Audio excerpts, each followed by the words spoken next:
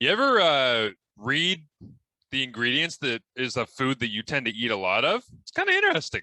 Sometimes you wonder what you're putting in the old bod there. I have way too many. These are not an official sponsor of the Canadian Football Perspective podcast, but I'd like to give a shout out to Daryl's Bars.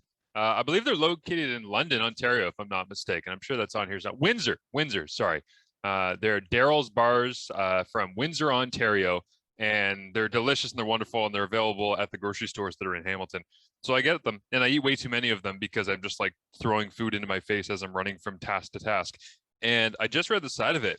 A lot of stuff in here. Whey protein isolate, peanut butter, some big long word that I can't understand. Chia seeds, quinoa flakes, hemp hearts, golden flaxseed, honey, natural vanilla extract, dried sweet potato, pecans, natural caramel topping. That seems kind of sketchy, but whatever. Skim milk powder, paprika. Didn't see that one coming.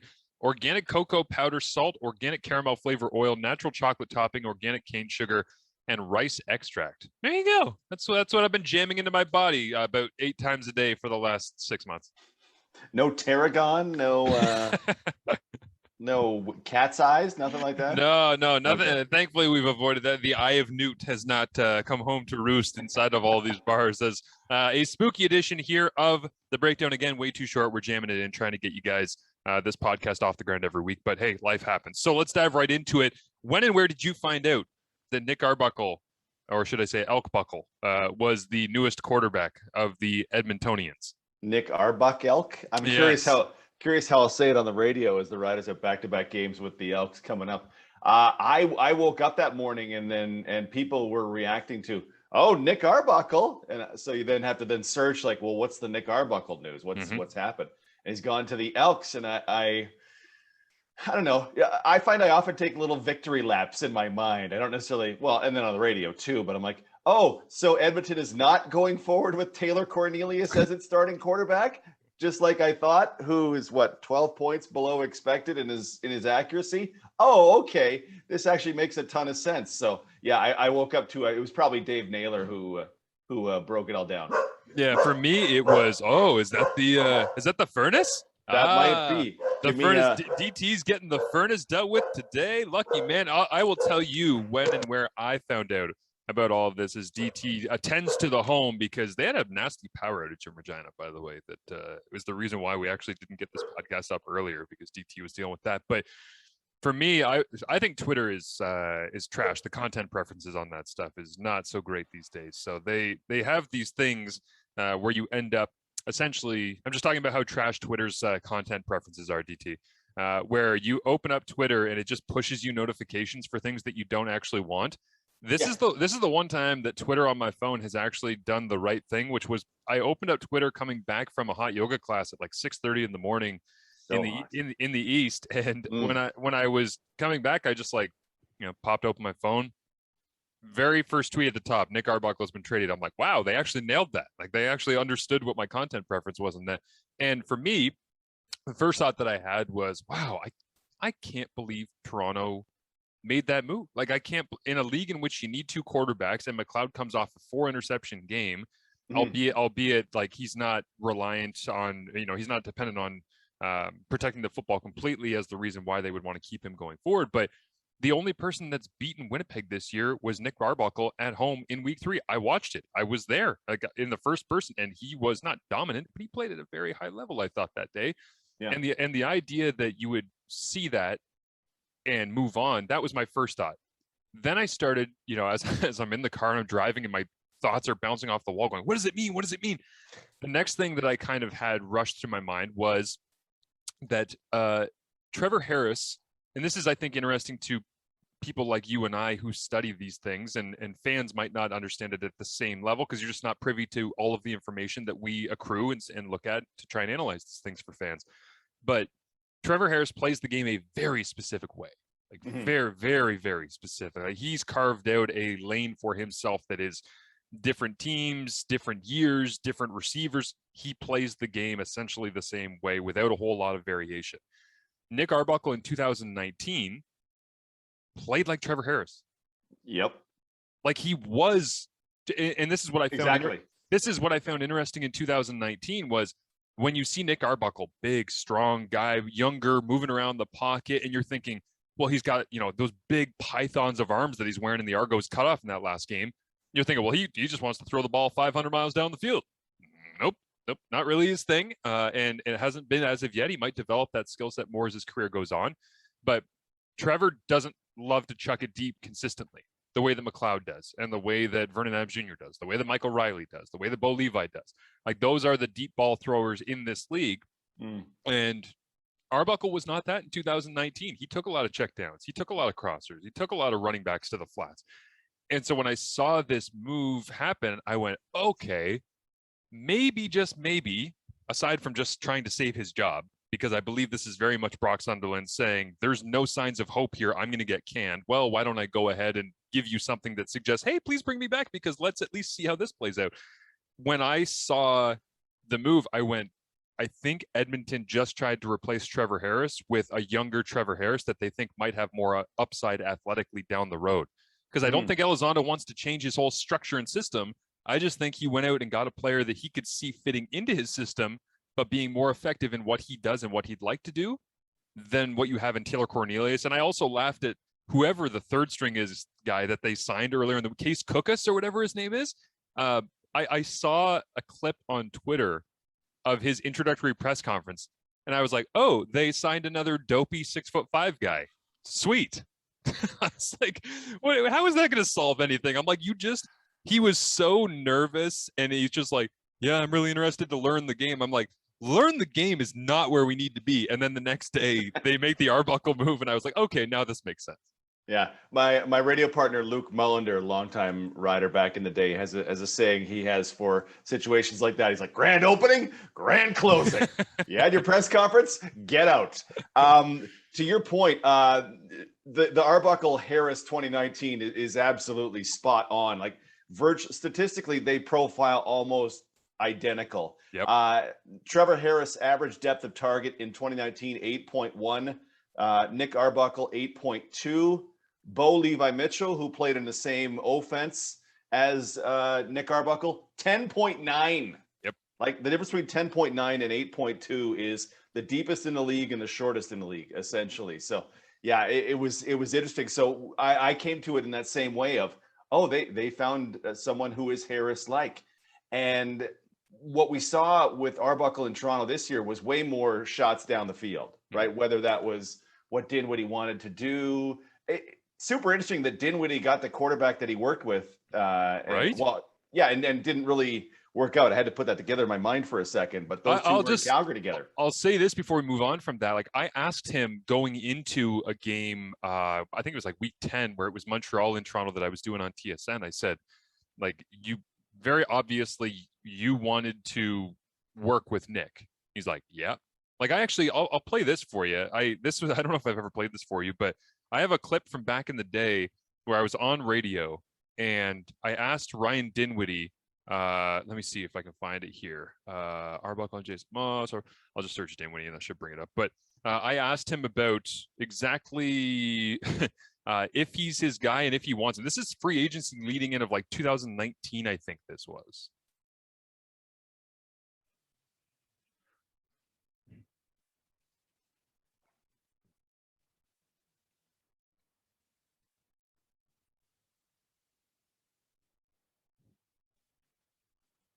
So we asked Ryan Dinwiddie, hey, if Nick Arbuckle's your guy, then stay silent because we don't want you to get in trouble tampering, but stay silent and then we'll get the answer that we need. And he stayed silent and in this radio interview that we did. And when he did, we're like, okay, now we get it. Like, he wanted him. He wanted to work with him. And then it's like, well, Nick dings his hamstring and training camp and he's out. And then McLeod comes in week 1 and plays okay. Week 2, he doesn't. Week 3, it's Arbuckle coming home. Oh my goodness. Yeah. The home opener, so sensational. They beat Winnipeg. And then it's like you ride your way through the season, and Nick didn't hit enough of those deep shots, I think, to make Dinwiddie happy. And McLeod is a little bit less fearful to take those risks down the field. And he's a little bit more accurate with the deep ball based on what we've seen this year. So those two things put together, to me, and the emergence, let's not underwrite this either. The emergence of Antonio Pipkin as a legitimate number 3 short yardage rushing quarterback that you can put in package plays for in a cold playoff game, to me, that eliminated the need for Nick as well. Like, I think all of those factors played into this.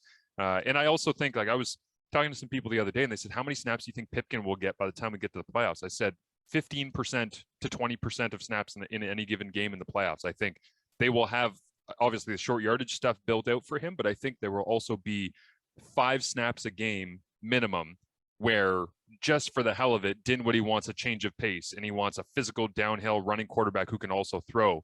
And Pipkin's going to give them that. So there's a lot of factors at play, but when asked about the deep ball stuff, as I said, going into that game against Montreal, Dinwiddie was like, yeah, it makes a difference. Like we need people who can hit those shots. And he deemed that Arbuckle wasn't good enough. So despite knowing him, despite working with him previously, he didn't see enough. And obviously the upper management of the Argos didn't see enough. And now Edmonton essentially gets a guy that Toronto has written off because I don't care whether it's Chad Kelly, whatever the hell that's going to become, going the other direction, or if it's a conditional draft pick. It's like we've seen back-to-back weeks in the CFL now where there's been a quarterback move, DT, for basically nothing. Like essentially a guy who's fallen out of the rotation in Antonio Simmons in Montreal, and then a conditional draft pick and a negless player. That's like, as of right now, that's nothing. That might turn into absolutely nothing. And yet we just do this because Toronto's given up on, well, can Edmonton capitalize? They're going to have to if those people in Edmonton are going to keep their jobs. Yeah, and this is a move they needed to make, and I love that they made it. And I mean, how hot was Arbuckle after the 2019 season? Yes. Right? And really, he's thrown, fewer than 100 passes to counteract any of that in maybe a system that wasn't made for him. So part 152. So yeah, this is a fantastic move for the Elks. The Pipkin thing, like Pipkin is a guy with legitimate experience. He started games in the CFL. So if you had to, if he had to start a playoff game, oh my goodness, MBT got banged up in the East semifinal and now Pipkin's got to start. Okay, you're not in trouble. The trouble spot that, I don't know, 6 other teams would be in, just off the top of my head. Saskatchewan would have worse problems if they had to start their backup in Isaac Harker. BC, if they had to go to Nathan Rourke in a playoff game. Oh my gosh. Okay. Jake Mayer in a playoff game. I've enjoyed Jake Mayer, but I wouldn't have a ton of confidence of what he could do in a West final or West semifinal if that were the case. So they're covered on that respect, salary cap implications and stuff. The biggest thing is I want to go back to a few months ago and before the season and just pat ourselves on the back and go, why is McLeod Bethel-Thompson not a starter? It's the thing I've never been able to understand in advance of 2020. Oh, he's going to back up Matt Nichols. Matt, the same Matt Nichols that we're all thinking of, McLeod Bethel-Thompson is going to back him up. I never understood that. Understood why teams thought MBT couldn't be a starter in this league. The fourth quarter garbage time stuff is overblown because some of those stats don't count the fact that, oh, hey, here's a 3-score comeback that he had in a win over Winnipeg. All right, there's all sorts of things that go into those stats. His fourth quarter stuff isn't so inflated over other quarterbacks that it detracts from how great a thrower of the football that he truly is. So I'm super glad. This is a deal to me that makes great sense for both sides. Yeah, no doubt. And I would also counteract patting ourselves in the back by me saying that Edmonton was going to be a good football team this year, because I think I have to take that with a grain of salt, because I just did not see this happening whatsoever with them. But the other thing I wanted to mention too on Pipkin is that let's not forget who the offensive line coach is and who the defensive consultant is right now in Toronto. Is that you have got Stephen McAdoo there with Chris Jones. And let's not forget what that team looked like when Chris Jones was head coach and Stephen McAdoo was offensive coordinator, where you are DT. I went into a playoff game covering Saskatchewan, who was playing in Ottawa in an East semi in 2017, I believe it was, not knowing if the running back was going to be any of, and help me out with some of the names here, but I believe Cameron Marshall was in the mix. Alongside, they were getting like 2 guys back from injury. I believe was Trey Mason in the mix? Trey Mason. Was Trent Richardson around? Like, I don't know. There was so many different backs that they could go to. And to your point on, well, if McLeod Bethel-Thompson gets dinged, like they can survive and probably prosper. Yeah, Pipkin can make some throws. Like I actually think he's a talented guy. Dwayne Ford is a huge believer in Antonio Pipkin. So Yep. If he becomes the GM in Ottawa, just look out for that one. But I would say that if they were to go with like a multi-back set, DJ Foster, John White, Declan Cross in there alongside Dion Pellerin, a couple of young nationals that are playing the fullback spot, bringing in extra offensive linemen. Like, I'm not saying that Dinwiddie's going to blow up the offense and he's not going to run any of his stuff, but I am saying if Stephen McAdoo is in that room, there is a template in place, not necessarily a championship template, but a template in place where you say, this is the type of quarterback we have. This is the offensive personnel that we have that we've developed throughout the year with running backs and fullbacks and offensive linemen and good national depth. And we can find a way to maximize the ability of this with Antonio Pipkin. Again, Argos fans, hoping you never have to get there, and I don't hope you do either. But even if you don't have to start that guy or play him for the majority of a playoff game, the reality is that's why I say they're going to have about 10 snaps a game, I would have to think, for Pipkin going forward, is because they are going to supplement everything they're doing in the base offense and the vertical throwing that McLeod is getting after it with. They're going to supplement that with, hey, here's 6 offensive linemen, 2 fullbacks, and DJ Foster. Like, they're going to come out in a diamond at some point in the playoffs in the shotgun, a full house backfield, punch you in the mouth 3 or 4 times. And if they win that game, whether it be the East semi or the East final, the next team to play for them has to then scout all of the machinations of what that formation and what that personnel grouping could be. And I had a coach that told me this one time, for every 30 seconds that we spend creating an offensive play, the defense spends 10 minutes trying to figure out what it means to them and what it will mean to them if we expand that package. You don't even actually have to put in the work to expand that package. If you put in something that looks different, feels different, and is off kilter, the defense then in preparation, well, they got to kill 10 minutes. So let's throw in 3 plays. Boom. We just wasted a half hour of the Winnipeg Blue Bombers in preparation because we ain't going to use this thing. We're just throwing it in there just to throw them off the scent. And we're just going to come at you with McLeod Bethel-Thompson in the Grey Cup if we're Toronto and throw the ball 50 times. But it gives you the ability. It gives you multiplicity. And I think that is what's interesting about Toronto moving Arbuckle, is that there's all of these reasons that have gone into why they feel comfortable doing that. And there's a lot of different reasons why Edmonton feels comfortable making the move for him. Yeah, I like all of that. Let's, who has the best quarterback situation in the East now for the rest of the season? I think becomes an interesting question because people will, Masoli and Evans are together. Okay, sure. Yeah, only one can play and they're kind of, I find them to be kind of the same, except for obviously the running element. Montreal is Matthew Schultz burning it up, but Trevor Harris is a proven starter in the league. Pipkin and MBT. Now MBT gets to ride or die, or Duck Hodges. Duck. Caleb Evans. Can I just say this? The stupidest. I've been campaigning for Caleb Evans because I want to believe in him and I want him to get an opportunity. I felt like that game against Hamilton broke him.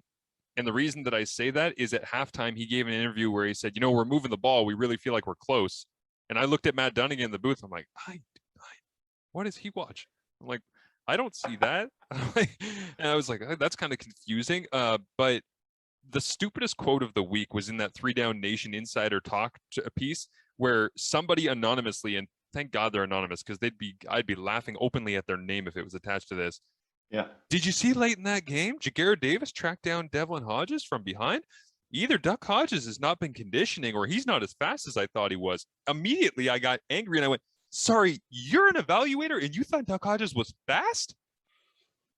Like, that was your takeaway from watching him go 3-3 with the Steelers as a pocket passer, was he's a great athlete who could come up here and run away from people?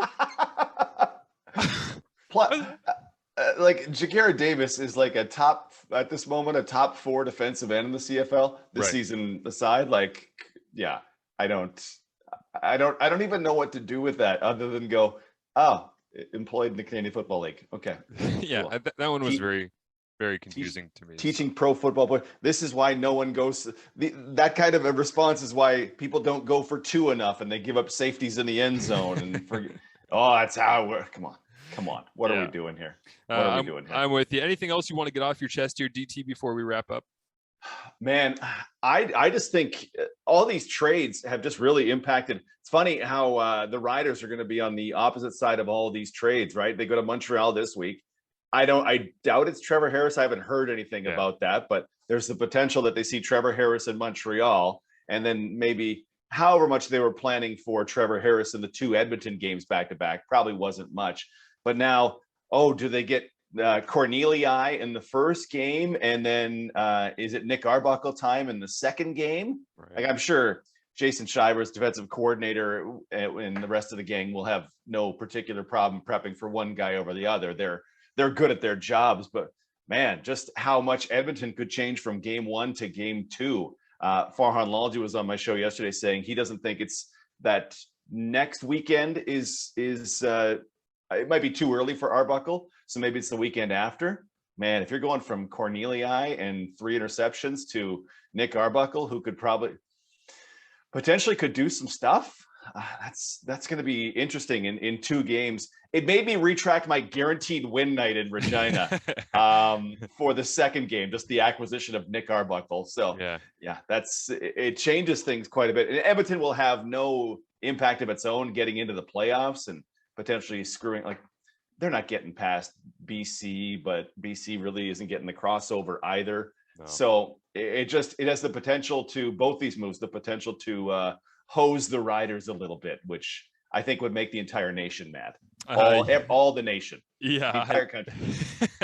I do find it interesting the way that Arbuckle gives you hesitation. I would be wildly entertained if Nick Arbuckle takes the field and all of a sudden Darrell Walker and Greg Ellingson look like Darrell Walker and Greg Ellingson. Like, wouldn't that be amazing if he just stepped onto the field and he actually was getting through reads and progressions and, finding them open? And I don't know where their motivation level is at. I never want to doubt that in a pro athlete, but late in the season, I mean, Darrell's body language has been pretty nasty for a little while now. And you can tell that he knows how much of a failure this season has been in Edmonton below his status quo. I mean, does he have a touchdown yet? I know Greg has the one, and it was in Ottawa. I mean, that's kind of it in terms of the grand show, but they have not had the season that we thought they would. And if Arbuckle were to go in there and to make them look like themselves, if they're interested in looking like themselves at the end of the year, I think that might be the number one thing that really saves people's jobs in Edmonton, because you give a little bit of catnip at the end of the season of, hey, look how great this could be in 2022. Because Brock was real quick in his press conference when asked about, hey, what are you doing with negotiations here? Because Nick's deal is up. He's like, we've already started.